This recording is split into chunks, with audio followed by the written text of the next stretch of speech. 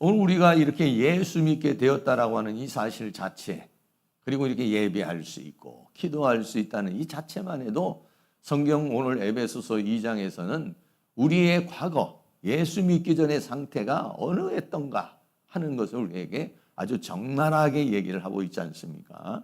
죄와 허물로 죽은 자요, 본질상 진노의 자녀요. 우리는 하나님도 없고 소망도 없고 그리고 약속들에 대해서는 전혀 상관이 없는 그런 사람이었는데 하나님께서 그 막힌 담을 다 뚫어주셔서 유대인과 이방인의 담도 무너뜨려 버리고 하나님께 나아가는 모든 담들을 다 허물어 버려서 그 주님의 영광에 들어갈 수 있는, 우리가 지금 현재 누리고 있으니까 우리가 잘 모르죠. 위에 예수 믿기 전과 예수 믿은 이후는요 완전히 천지 차이입니다. 천지 차이예요. 엄청난 차이죠. 근데 우리는 지금 현재 누리고 있으니까 이 누림이 뭐 대단한 것이라고 생각하지 못하는 경우가 있지만은, 그러나 실제적으로 보면은 우리는 전부 다 본질상 진노의 자녀예요. 그래서 하나님의 심판과 형벌을 받을 수밖에 없는 그런 자녀 아니었던 것입니까? 네? 하나님이 어디 있습니까? 그냥 제사상 차려놓고 그게 뭐 복을 준다고 복 빌고 뭐 음주하고 또 뭐 이렇게 밥 이렇게 해주면은 뭐 또 그거 가지고 밖에 나가 가지고 그 뭐 또 뭐 그거 귀신들 먹으라고 그런 건지 뭐 하는 건지 또 밖에다가 내놓고 뭐 그러면서 우리 살았잖아요. 그 뭐 부적 써가면서 뭐 미신 잡신 뭐 이런 거에 의지하면서 무지몽매하게 인생을 살았던 우리들 아니겠어요? 그런데 진리가 무엇인지를 깨닫게 해주시고 하나님을 알게 해주시고 천국을 알게 해주시고 영생복락을 알게 해주시고 뭐 이게 얼마나 큰 은혜이고 사랑이고 축복인 것입니까? 그런 것들을 생각할 때는 정말 하나님 앞에 너무너무 감사한 것이죠. 네. 그래서 이렇게 우리가 막힌 담을 다 뚫어서 하나님께 나아갈 수 있는 그런 상황이 돼가지고 우리 모두가 어떻게 됐느냐? 함께 지어져 가는 것이다 라고 하는 것을 말해주고 있는 것입니다. 첫 번째로는요, 우리가 동일한 시민과 권속이 되었다 라고 그랬어요. 네. 동일한 시민과 권속이 되었다. 에베소서 2장 19절 말씀에 그러므로 이제부터 너희가 외인도 아니요 손도 아니요 오직 성도들과 동일한 시민이요 또 하나님의 권속이라 라고 그렇게 말했어요. 여기서 말하는 이 외인이라는 말은 크세노스라는 말인데 애국 사람을 말하는 거예요. 네. 그래서 애국 사람이라는 건 뭐냐면 하나님의 백성, 이스라엘 나라, 하나님의 사람, 그리스도 안에 있는 사람이 아닌 그런 외국인이다 라고 그랬어요. 손이라는 말은 파로이코스라는 말인데 손님 또는 나그네를 말하는 것이죠. 그래서 외국인이라고 하는 것은 타국에서 와서 있는 사람을 말하고, 손이라고 하는 것은 뭐냐면 거주지가 본토가 아닌 사람들을 이제 가르쳐서 말하는 것이죠. 그래서 외국인도 아니고 나그네도 아니고 우리는 뭐가 됐느냐? 이제 하나님의 그 동일한 시민이 되었다. 이 시민이라는 말이 심폴리테스라는 말인데, 심해서 함께, 폴리테스에서 시민이라고 해서 함께 시민이 되었다라고 이렇게 말하고 있어요. 누구와 함께입니까? 유대인과 함께고 믿는 자와 함께고, 그래가지고 우리는 뭐가 되냐면 동료 시민이 되었다 그랬어요. 무슨 시민이 된 것입니까? 그것을 빌립보서 3장 20절 같이 한번 있습니다. 오직 우리의 시민권은 하늘에 있는지라 거기로서 구원하는 자 곧 주 예수 그리스도를 기다리노니 라고 그렇게 말하고 있어요. 네, 그래서 우리는 뭐가 됐느냐면은 시민권을 갖게 됐다. 무슨 시민권을 갖게 됐느냐?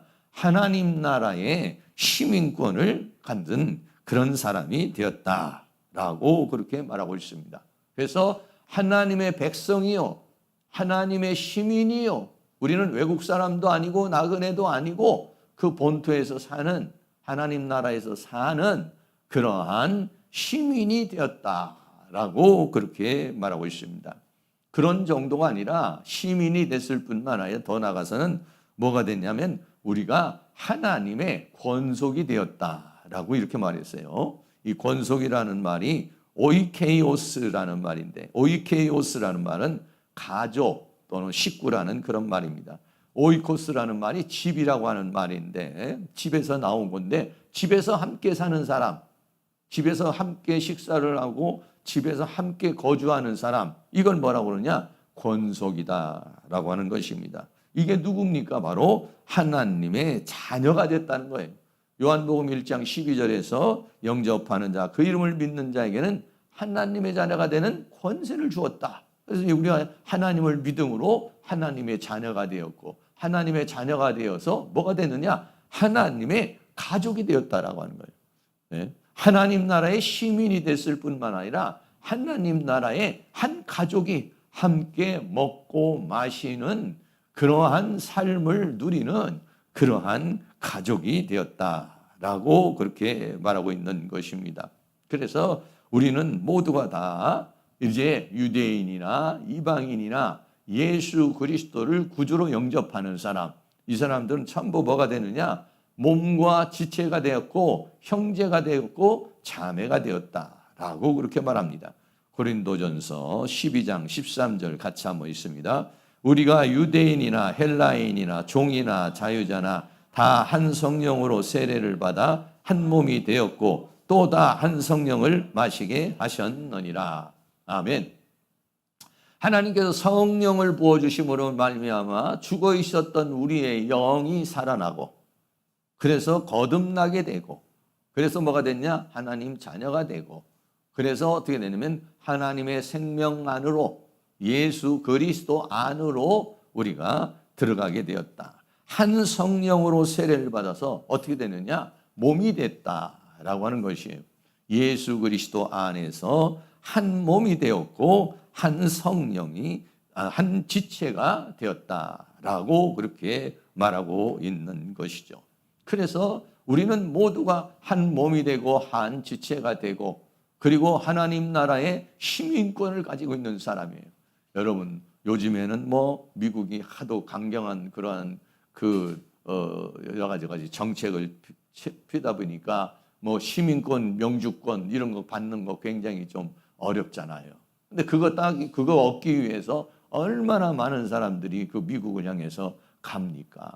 그런데 우리는 그런 정도가 아니죠. 이 세상에 있는 시민권 정도가 아니라 하나님 나라의 시민권을 얻은 사람이 되었다라고 하는 거예요. 그거를 생각을 할 때는요, 우리는 어떻게 됩니까? 죽음 이후에, 이 세상을 떠나는 이후에 그 세계를 우리는 준비하고 있는 것이에요. 그 세계가 이미 우리에게 보장되어 있는 것이죠.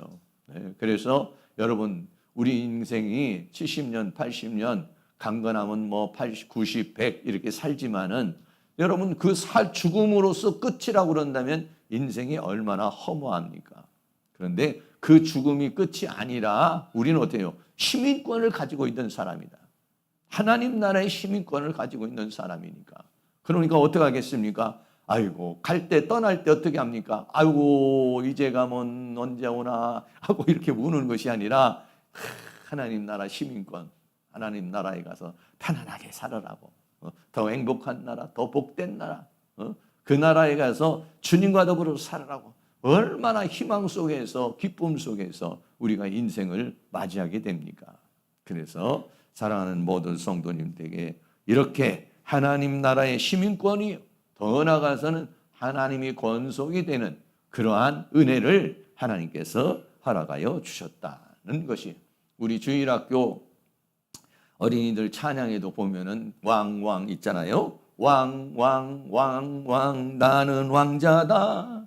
하나님 나라에 나는 왕자다. 내가 비록 어릴지라도 나는 왕, 나는 왕, 나는 왕자다.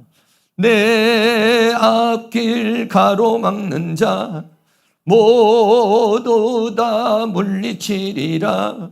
이 세상을 앞장서가는 나는 왕, 나는 왕, 나는 왕자다. 할렐루야. 여러분이 세상에 살면서 힘들고 어려울 때마다 그 나라를 생각하면서 나는 공, 나는 공, 나는 공주다 하면서 찬양하면서 그 나라를 바라볼 수 있기를 주의 이름으로 축원합니다. 두 번째는 그리고 우리는 이제 그 하나님의 시민이요 권속이 됐을 뿐만 아니라 우리는 이제 새로운 건축, 새로운 나라를 건축하는 새로운 존재가 되었다라고 말했어요. 그래서 우리가 예수 안에서 믿음의 모든 사람을 어떻게 했냐면 새로운 건축의 시작.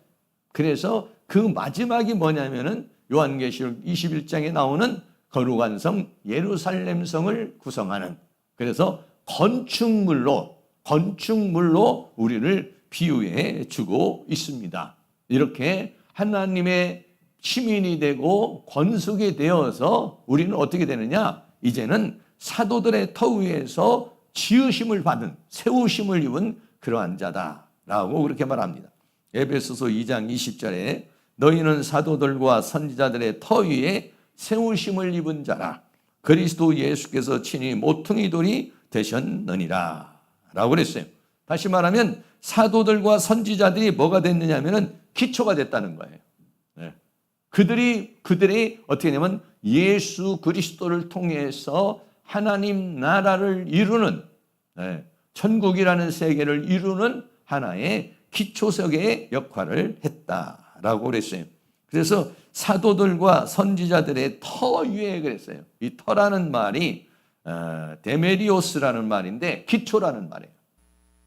사도들이 처음 예수 그리스도를 믿고 사도들을 통해서 우리가 예수 그리스도를 믿게 되고 해서 건축물로 비유를 하면은 사도들은 뭐냐면 기초석이다 라고 그랬어요. 그리고 그 기초석 이후에 데메리오스라는 그 기초석 위에 우리는 어떻게 하냐? 세우심을 입은 자다. 이 세우심을 입었다는 에포이 코도메오라는 말은 무엇 위에 건축하다 라고 그렇게 말하는 것입니다. 그러니까 사도들은 기초석이 되고 그리고 우리는 그 위에 세우심을 입어서 하나의 건축물로 성장해 가는 것을 가르쳐서 말하고 있는 것이죠. 그래서요, 요한계시록에서 보면은 예루살렘 거룩한 성, 예루살렘 성이 내려오는데 그 거룩한 성 예루살렘 성에서 보면은 그 기초석이 전부 다 뭘로 되어 있느냐? 사도들로 되어 있다라고 말하고 있어요. 우리 요한계시록 21장 14절, 19절 같이 한번 있습니다. 그 성에 성곽은 12 기초석이 있고 그 위에 어린 양의 12사도의 12 이름이 있더라. 그 성의 성곽의 기초석은 각색 보석으로 꾸몄는데 첫째 기초석은 벽옥이요, 둘째는 남보석이요, 셋째는 옥수요, 넷째는 녹보석이요 라고 그랬어요. 그 성에 있는 성곽이 12기초석이 있더라. 예루살렘, 거룩한 성 예루살렘이 하늘로부터 내려오는데 그 성의 성곽에 12기초석이 있는데 그 12기초석에 이름이 써 있는데 뭐라고 했냐? 어린 양의 12사도에 12 이름이 있더라 그랬어요. 그리고 그 이름은 전부 다 보석이다 라고 하는 것이에요. 그래서 우리는 그 기초석이 된 그 사도들 위에 또 세우심을 입은 자들이다 라고 하는 것이에요. 그런데 예수님께서는 어떻게 했느냐? 그리스도 예수께서는 모퉁이 돌이 되셨느니라 라고 이렇게 말했어요. 예수님이 모퉁이 돌이 되었다라고 그러는데요. 이 모퉁이 돌이라는 말이 아크로고니 아이오스, 좀 긴 단어죠. 아크로고니 아이오스라는 단어인데 맨 이 아크로라고 하는 말이 뭐냐면 맨 끝이라는 말이고요. 그리고요, 그 고니 아이오스라는 말이 뭐냐면은 모퉁이라는 말이에요. 그래서 맨 끝에 있는 모퉁이 돌이다라고 그렇게 이야기를 하고 있는 것이죠. 다시 말하면 예수님과 사도들과 우리와의 관계를 하나의 건축물로 비유를 하는데요. 그림을 하나 보여드리겠습니다. 여러분 이렇게 건물이 있잖아요. 우리나라하고 조금 그 건축 양식이 좀 다른데요. 제일 처음에 시작을 할 때 어떻게 시작을 하냐면요. 이 돌에서 시작을 하는 거예요. 이게 뭐냐면 모퉁이 돌이에요. 네. 제일 밑에다가 모퉁이 돌을 갖다가 두 개를 딱 이렇게 양쪽으로 세워놓고 여기를 기초로 해서 쌓아나가는 거예요. 왼쪽으로 쌓아나가고 오른쪽으로 쌓아나가고 위로 쌓아나가고. 그러니까 밑으로 쌓아 내려가는 게 뭐냐면은 누가냐면은 바로 12사도라는 것이에요. 12사도. 예수님은 모퉁이 돌이고 다시 말하면 시작하는 돌이다 이거예요. 기준을 잡아서 시작하는 돌이다. 네. 그리고 그 예수님으로부터 시작을 해서 그리고 어떻게 합니까? 12사도의 돌이 놓여지는 것이에요. 그리고 우리는 뭐냐? 그 위에 또 돌로 만들어지는 것이다. 라고 해요. 다시 말하면 뭡니까? 원래 이스라엘 백성들은 성전이 있었죠. 솔로몬 성전이 있었고 헤롯 성전이 있었죠. 그런데 그 성전이 어땠습니까? 완전히 무너져 버리고 말았어요. 율법도 무너져 버리고 성전도 무너져 버렸어요. 로마에 의해서 완전 초토화돼 버리고 이스라엘이라는 민족 자체가 어떻게 됐습니까? 완전히 디아스포라가 되어서 없어져 버렸어요. 성전이 무너져 버렸어요. 그리고 예수님은 뭐라고 말씀했습니까? 베드로에게 내가 이 반석 위에 내 교회를 세우겠다. 이렇게 말씀하셨는데 예수님께서는 그 무너져버린 성전을 무너뜨리고 새로운 건축을 시작하신 것이다. 이거예요. 그 예수 그리스도를 통해서 새로운 건축이 시작이 된 거예요. 우리는 어떤 사람이냐? 그 새로운 건축 위에 건축되어지는 존재들이다. 이런 얘기예요. 그래서 이 모퉁이 돌이 세워지고 거기에 12사도가 세워지고 우리는 그 위에 세워지는 존재들이다 라고 하는 것이죠. 그래서 예수 그리스도는 모퉁이의 머릿돌이다 그랬어요. 마태복음 21장 42절도 같이 한번 있습니다. 예수께서 가라사대 너희가 성경의 건축자의 버린 돌이 모퉁이의 머릿돌이 되었나니 이것은 주로 말미암아 된 것이요 우리 눈에 기이하다 함을 읽어본 일이 없느냐. 아멘. 건축자의 버린 돌이라고 그랬어요. 이 건축자는 누구냐면은 구약의 유대인들, 종교 지도자들을 가리켜서 말하고 있는 것입니다. 네. 그래서 예수님은 이거는 쓸모없는 자다 라고 생각해서 예수님을 버려버렸어요. 예수님을 패척을 했어요. 예수님을 십자가에 못 박아 죽였어요. 그런데 이 모퉁이 돌이신 예수님이 뭐가 되느냐면 새로운 건축, 새로운 나라, 새로운 시작의 처음이 되었다라고 그렇게 말하고 있습니다. 그 예수님에 의해서 그 돌이 새로운 나라가, 새로운 복음이, 새로운 역사가 시작되었다라고 하는 것을 말해주고 있는 것이죠. 또 베드로전서 2장 7절에도 예수님을 모퉁이 머릿돌이라고 그랬는데 읽겠습니다. 그러므로 믿는 너에게는 보배이나 믿지 아니하는 자는 건축자들의 버린 그 돌이 모퉁이의 머릿돌이 되었다라고 그랬어요. 예수님께서 모퉁이의 머릿돌이 되었는데 우리는 어떻게 되어져야 되느냐? 그 위에 이제 세워지는 존재들이 되어야 된다라고 하는 것인데 우리는 신령한 집으로 지어져 가는 것이다 라고 그랬어요. 베드로전서 2장 4절 5절도 같이 있습니다. 사람에게는 버림바가 되었으나 하나님께는 택하심을 입은 보배로운 산돌이신 예수에게 나와 너희도 산돌같이 신령한 집으로 세워지고. 아멘. 돌멩이는 돌멩이인데 무슨 돌멩이라고 그랬느냐? 산돌이다 이렇게 말했어요. 어떻게 돌멩이가 산돌이 될 수가 있을까? 우리를 돌로 비유를 했죠. 우리 인간은 원래가 흙으로 만들어진 존재 아닙니까? 흙으로 만들어진 존재인데 우리를 돌로 비유를 했어요. 근데 이 돌에 뭐가 왔느냐? 예수 그리스도의 생명이 들어왔어요. 그래서 사람에게는 버림받았으나 하나님께는 택하심을 입은 보배로운 산돌이신 예수님 자신도 살아있는 돌로, 그 모퉁이 돌인데 살아있는 돌이에요. 너희도 산돌같이 살아있는 돌과 같이 예수님과 같이 뭘로 지어지느냐? 신령한 집으로 세워지고. 그래서 우리가 하나님의 성전으로 거룩한 예루살렘 성으로 우리 모두가 다 연합체로 한 덩어리로 만들어져 가는 것을 우리에게 말씀해 주고 있는 것입니다. 그래서 결국은 그 돌멩이가 전부 다 뭐가 됩니까? 사도들도 전부 다 보석이 되고 우리들도 뭐 어떻게 됩니까? 보석이 되는 것이죠. 계시록 21장 10절 11절 같이 있습니다. 성령으로 나를 데리고 크고 높은 산으로 올라가 하나님께로부터 하늘에서 내려오는 거룩한 성 예루살렘을 보이니 하나님의 영광이 있음에 그 성의 빛이 지극히 귀한 보석 같고 벽옥과 수정같이 맑더라. 아멘. 거룩한 성 예루살렘이 하늘에서 내려오는데 그 성은 지극히 귀한 보석 같다. 이렇게 말했어요. 이 돌멩이들이 전부 다 산돌이 되어가지고 예수 그리스도의 생명을 받아서 주 예수 그리스도의 십자가의 보혈로 씻으시고 성령으로 거룩하게 하시고 하나님의 말씀으로 변화시켜서 전부 다 무엇을 만든다는 겁니까? 보석이 되었다는 거예요. 보석이. 하나님의 목적은 뭐냐면 우리를 흙으로 만든 우리를 흙으로 돌아가는 존재가 아니라 너는 흙이니 흙으로 돌아가라 라고 하는 한나의 티끌로 돌아가는, 정말 우리가 가끔 장례식을 치르다가 보면은 인간이 얼마나 허무합니까? 예. 화장터에 가게 되면은 한 줌의 흙으로, 예. 한 줌의 흙으로 나옵니다. 정말 우리에게 천국이 없다면, 영혼이 없다면 너무 허무한 것이죠.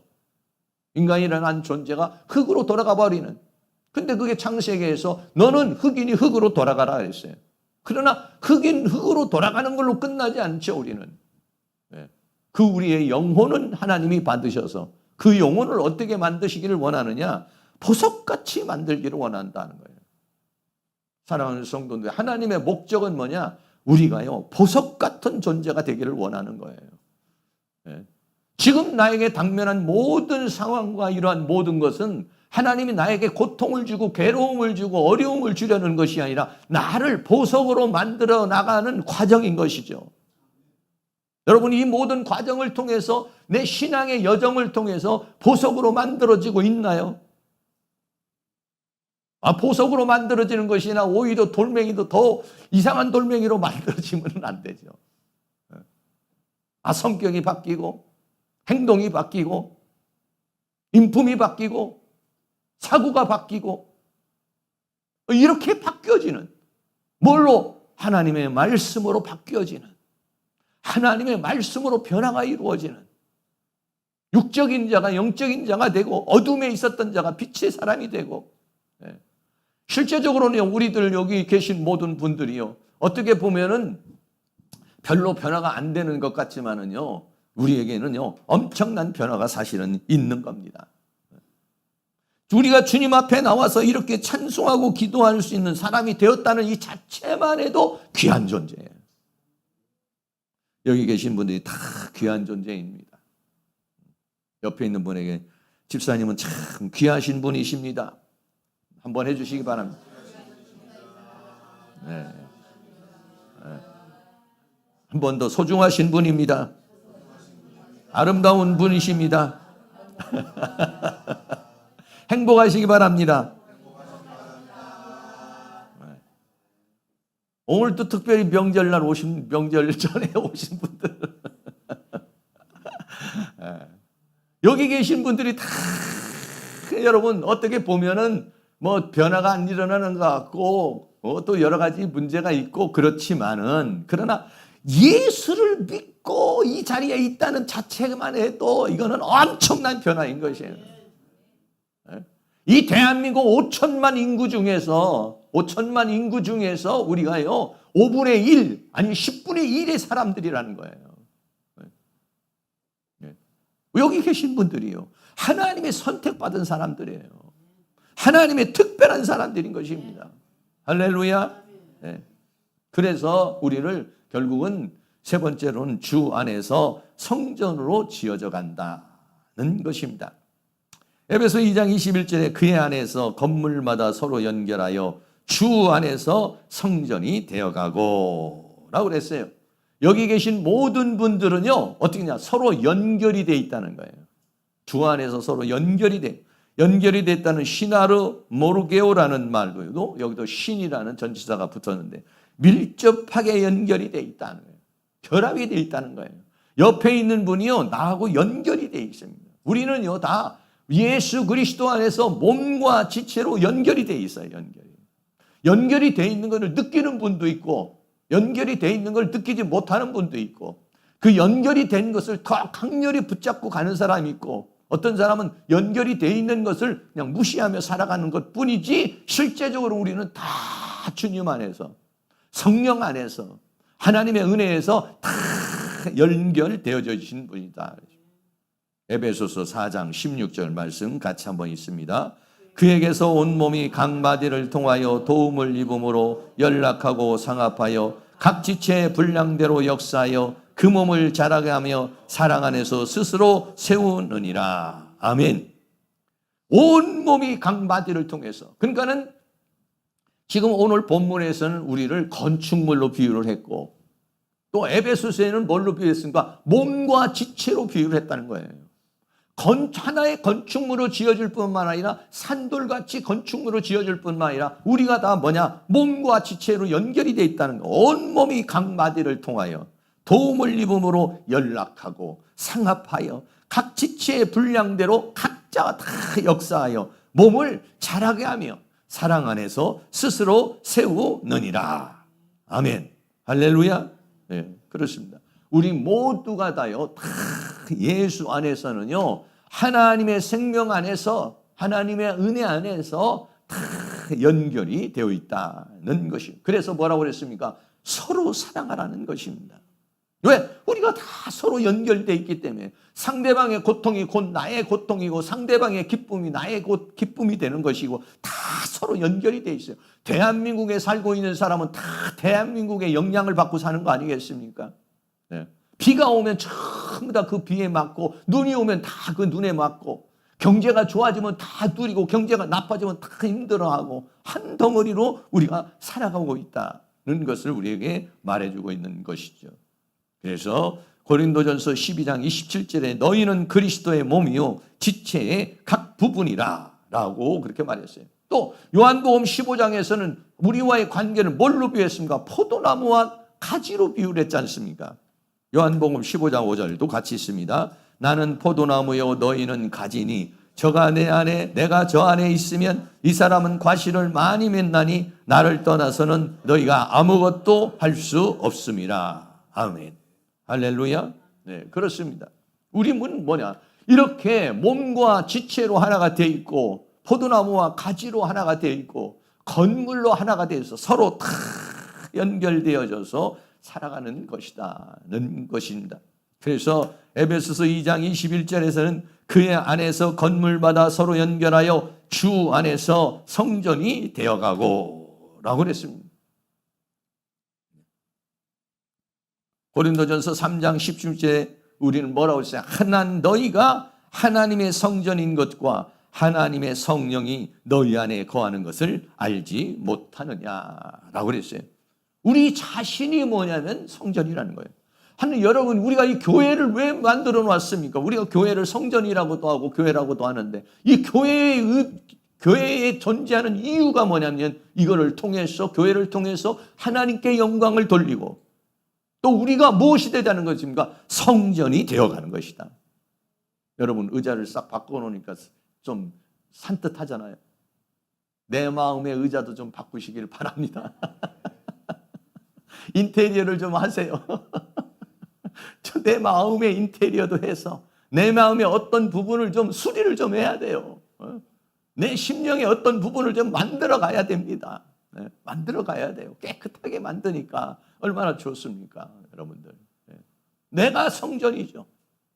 의자만 만들어 놓으면 뭐예요? 내가 만들어져야지. 나를 위해서 교회가 있는 거죠. 나를 만들기 위해서 교회가 있는 것입니다. 하나님이 교회를 세우신 목적은 교회를 통해 하나님 영광을 받으시지만은 이 교회를 통해서 내가 성전이 되기를 원하고 있는 거예요. 하나님은요, 이 교회의 이 건물에 있기를 원하는 것이 아니라 내 안에 있기를 원하는 거예요. 하나님은 이런 교회라는 성전을 짓기를 원하는 것이 아니라 나라고 하는 성전을 짓기를 원하고 있는 것이다 라고 하는 거예요.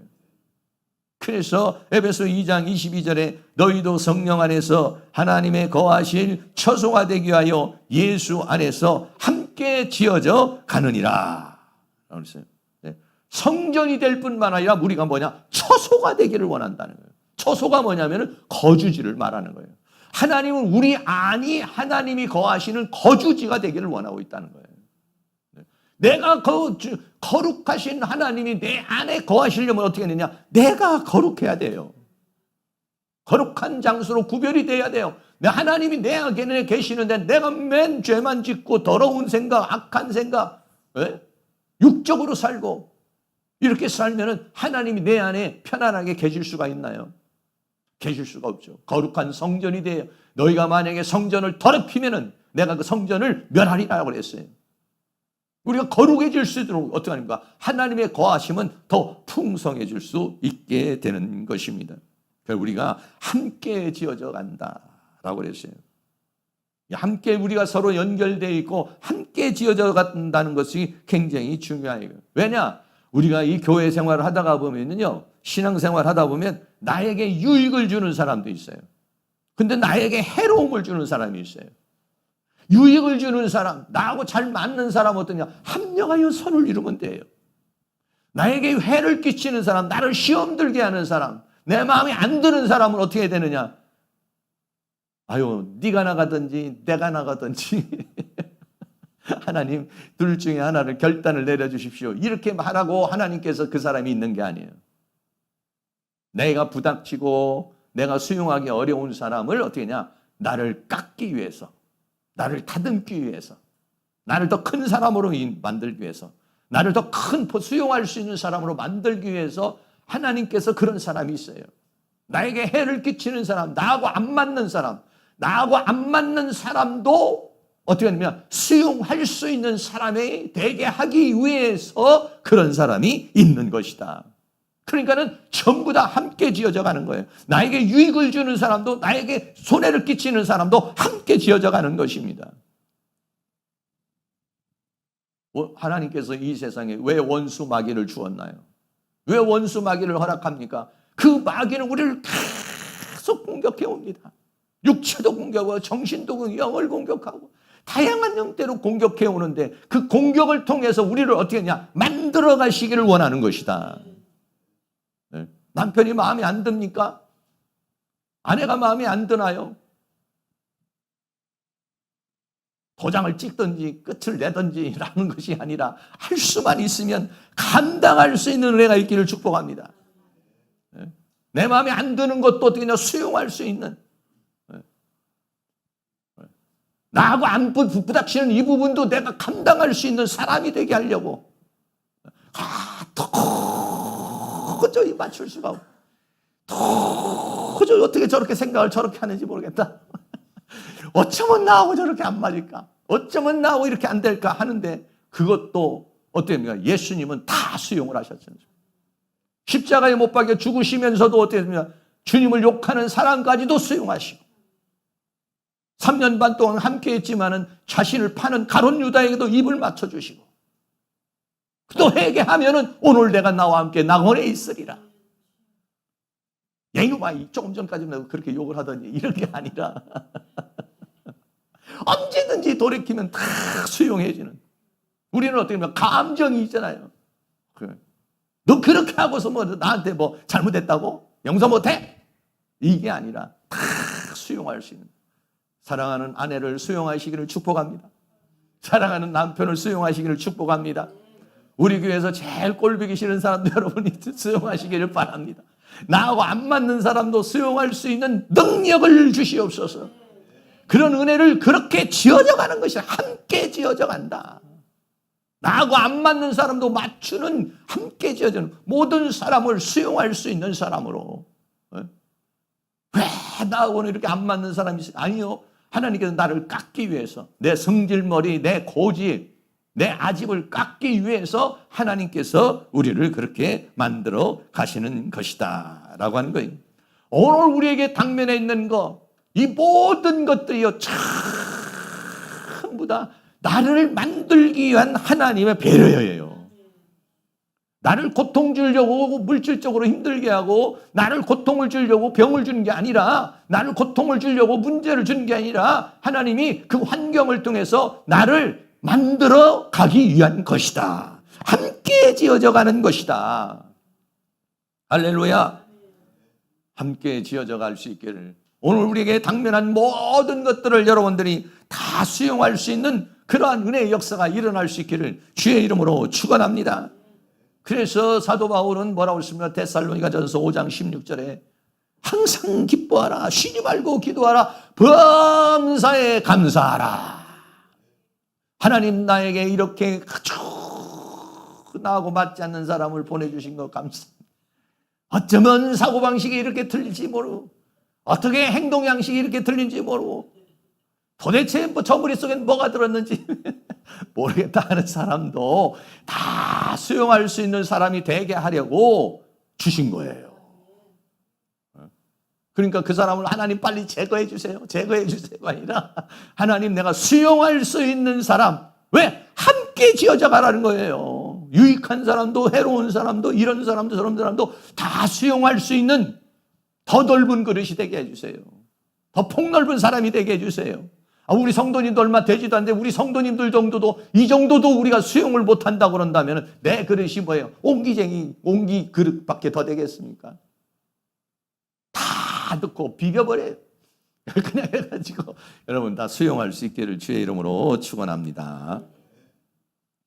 이게 뭐냐면요, 예루살렘 성전, 솔로몬 성전입니다. 그 그림이 솔로몬 성전인데, 여러분 솔로몬 성전을 짓는데 금이 어느 정도 들어갔냐면요, 3,427톤이 들어갔어요.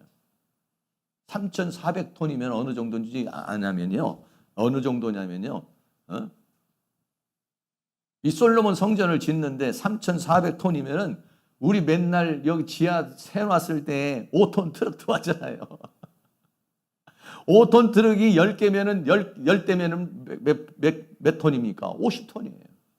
100개면은 500톤이에요. 1000개면 5000톤이에요.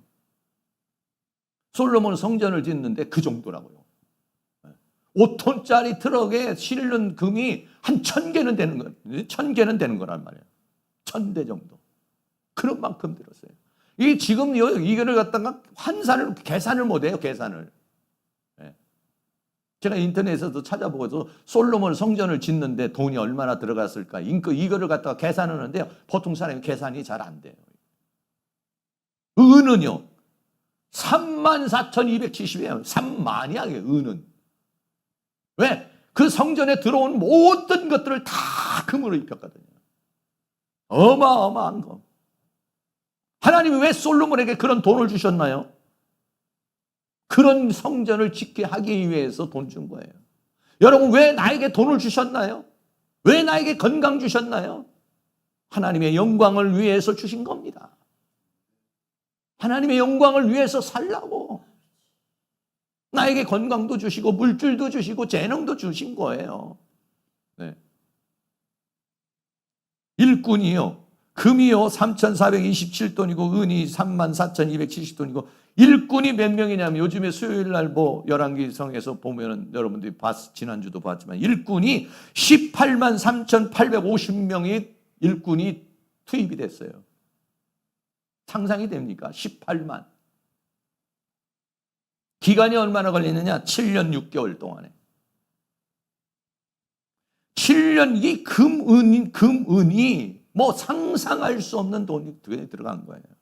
그래서 제가 이게 자꾸 추적해서 한번 그래도 돈으로 따지면 지금 현재 돈으로 따지면 얼마나 들었느냐 하고 내가 자꾸 물어보니까 얼마 정도 들었냐면 140조 정도로 추산할 수 있다고 그러더라고요. 140조. 140조면 얼마네요? 우리나라 1년 예산입니다. 우리 대한민국 5천만 인구가 1년 사는 돈이에요. 그 돈이 들어갔어요. 어마어마한 돈이 들어갔죠. 그래가지고 솔로몬 성전을 지은 겁니다. 여러분. 그러면은 우리가 성전이잖아요. 하나님께서 나라고 하는 성전을 하나 짓기 위해서 얼마의 대가를 치렀나요? 첫 번째로 대가를 치른 것이 예수 그리스도의 십자가에 보여주는 예수님의 생명을 주신 거예요. 여러분 생각해 보세요. 나라고 하는 한 존재를 만들기 위해서 얼마가 들어갔는지 상상을 초월하는 거예요. 성전, 솔로몬 성전 짓는데도 140조라고 하는 것도 그것도 그 어마어마한 그러한 경제적인 뒷받침이 있어야 짓는 건데, 나라는 한 사람, 예수님의 십자가의 보혈, 예수님의 생명값이 140조에 비교할 수 있습니까? 나라고 하는 한 사람을 만들기 위해서 예수님은 자신의 생명을 내놓은 거예요. 그게 140조만 못하겠습니까? 그것뿐이에요. 그 뒤로 계속해서 나에게 공급해 주시고, 이렇게 공급해 주시고, 저렇게 공급해 주시고, 이렇게 간섭하시고, 저렇게 간섭하셔서 해와 달과 별과 이 모든 조화와 환경과 여건을 나에게 만드는 그를 돈으로 환산한다면 얼마나 되겠습니까? 끝없는 하나님의 은혜와 사랑과 공급을 통해서 하나님은 오늘 나를 만들어가고 있어요. 만들어가고 있어요. 그 나를 만들어 가시는 하나님의 작업, 하나님의 역사를 여러분이 외면하고 그저 하루하루를 의미 없게 살아가면 안 돼요. 하루하루를 그냥 의미 없게, 하루하루 그냥 저냥 살아가면 안 되고요. 이 모든 게 나를 만들기 위한 거예요. 하나님이 나를 천국에 입성시키고 보석 같은 존재로 만들기 위한 하나님의 역사라고 하는 것이죠. 여러분들이 함께 지어져 간다 라고 하는 것이니까 아름다운 하나님의 사람으로 지어져 갈 수 있기를 주의 이름으로 축원합니다. 결론입니다. 우리는 이제 모든 막힌 담을 뚫고 들어와 외국인도 아니요, 나그네도 아니요, 하나님과의 동일한 나라의 유대인이나 이방인들이 동일한 시민이 되고 하나님의 가족이 됐어요. 하나님을 뭐라고 하냐? 아버지라고 부르고 있잖아요. 그리고 건축물로 비유하면 우리는, 예수님은 모퉁이 돌이고 사도들은 터가 됐고 우리는 그 위에 지어지는 존재들이고, 우리를 어떻게 했냐? 하나님의 성전으로, 예루살렘 성전으로 우리를 지금도 지어가고 있는 것입니다. 여러분, 어린아이가 자라나는 모습을 보면 신기하잖아요. 저희도 우리 손주들이 자라나는 모습을 보면 신기해요. 아, 이렇게 자라나고 저렇게 자라나가고. 그런데 만약에 우리 손주 중에 누가 자라나지를 못한다면, 우리 아이들 중에서 여러분들 부모가 있는데 자녀가 자라나지를 못한다면, 때가 되면은 한글도 알고, 때가 되면 학교도 가고, 때가 되면은 다 나름대로 역할을 해야 되는데 그런 걸 잘 못하게 될 때 얼마나 부모의 마음이 아파요. 제가 잘 자라나서 좋은 사회인이 돼서 잘 이렇게 자라나야 될 텐데 걱정이 되잖아요. 그거를 위해서 얼마나 많은 투자를 합니까? 얼마나 많은 희생을 해요. 그 자녀를 위해서는 뭐 엄청난 노력을 하잖아요. 똑같아요. 우리가 하나님의 자녀잖아요. 내가 잘 자라나면, 내가 시간이 가면 갈수록 믿음이 자라나고 인격이 달라지고 성품이 달라지고 작년보다 금년이 달라지면 하나님이 보실 때 아이고 정말 잘 자라나는구나, 얼마나 이뻐하시겠어요. 얼마나 흐뭇하시겠어요. 그런데 뺀돌뺀돌하고 도대체가 신앙이 자라나지 않고 도대체가 믿음이 자라나지 않으면 하나님이 나를 볼 때 얼마나 안타깝게 생각하겠어요. 우리는 모두는 함께 찾아가고, 하나님이 나를 여러 가지 모든 환경과 여건을 통해서 나를 지금 만들어가고 있어요. 여러분이 그거를 그래서 적극적으로 살아내야 돼요. 힘든 거, 어려운 거 나를 만들기 위한 거예요. 하나님이 살아계시지 않아서 그런 게 아니에요. 나를 미워해서 그런 게 아니에요. 하나님이 나를 사랑하기 때문에 나를 만들어가는 거예요. 불평, 원망하지 마시고요. 주여, 견뎌낼 수 있는 힘을 주세요. 이겨낼 수 있는 힘을 주세요. 은혜를 주세요. 그래 나를 만들어가세요. 그리스도의 형상의 사람으로, 주님의 사람으로, 사랑의 사람으로 나를 만들어가 주세요. 그렇게 만들어져 갈 수 있는 은혜의 역사가 있기를 주의 이름으로 축원합니다. 우리 다 같이 찬송가 217장 같이 한번 드리겠습니다. 주님의 뜻을 이루소서.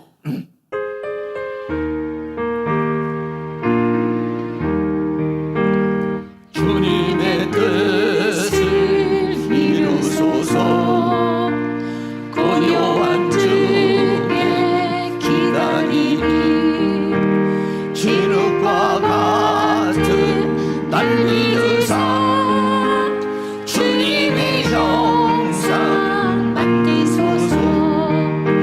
주님의 뜻을 이루소서.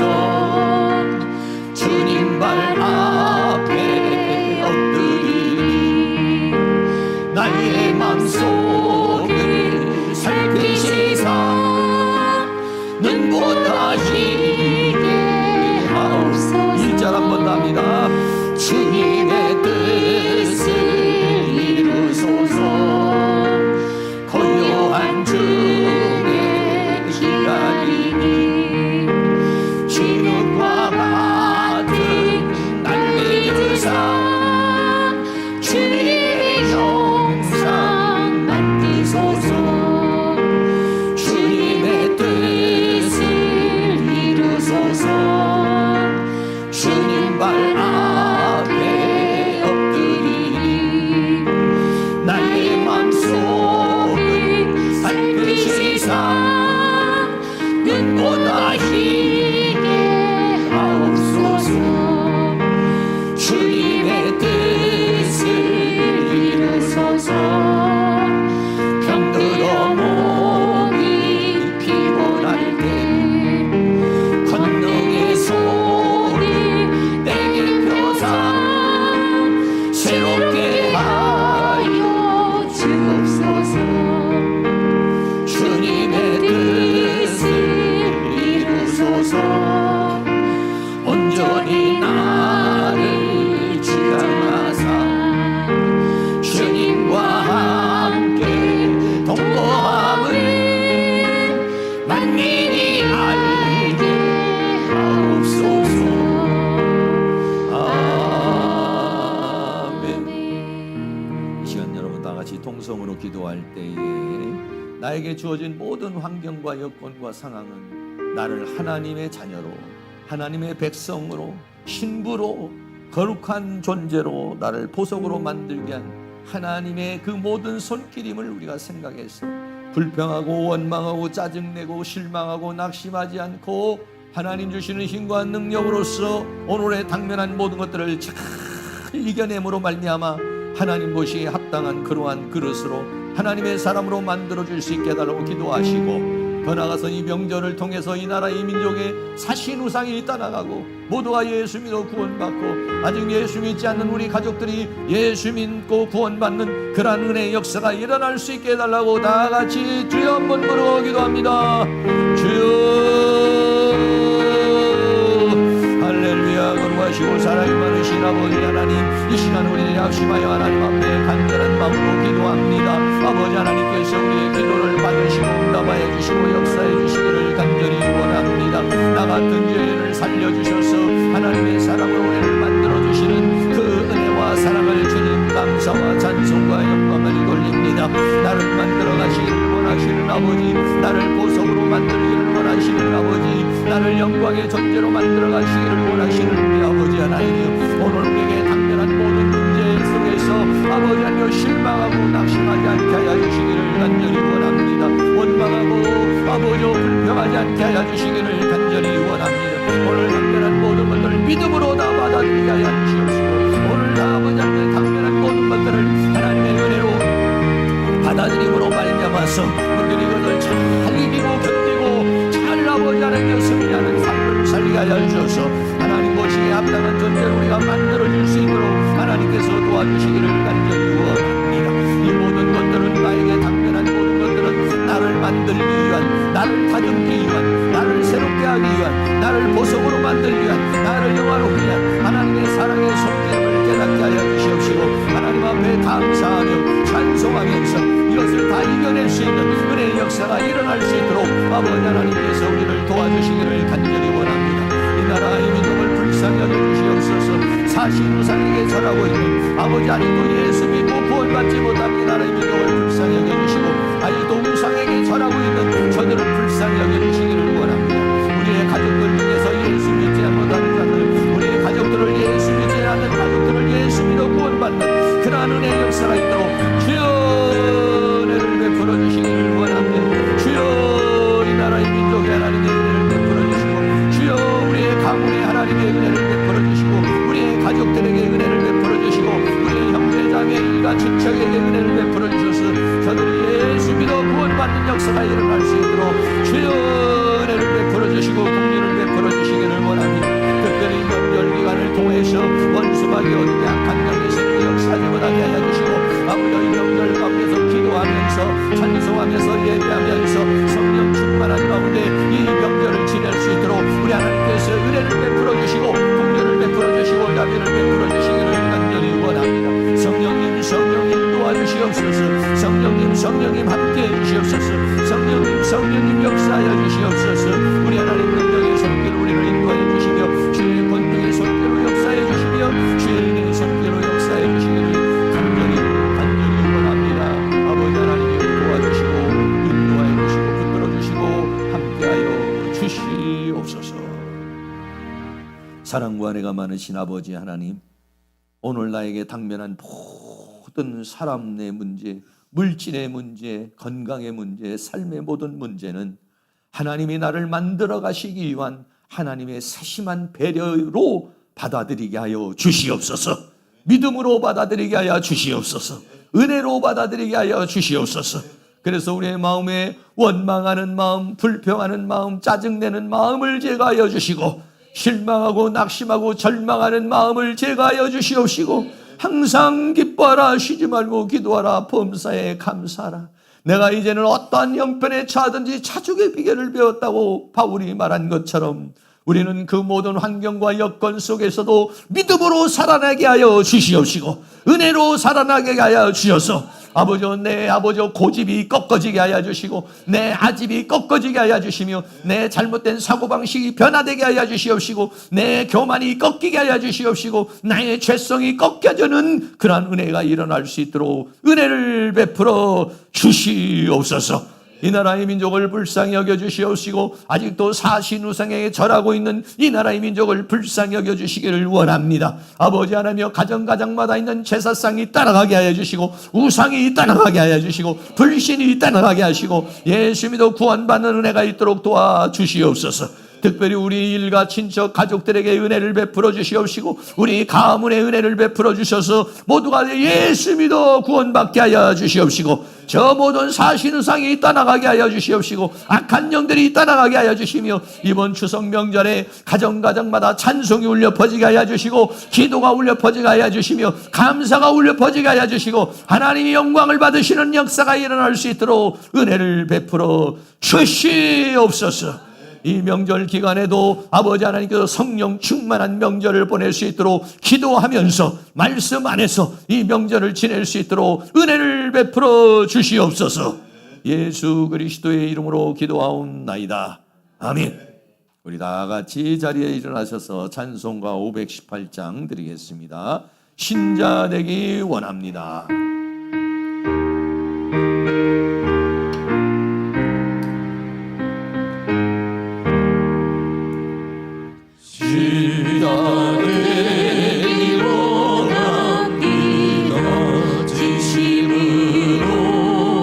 진심으로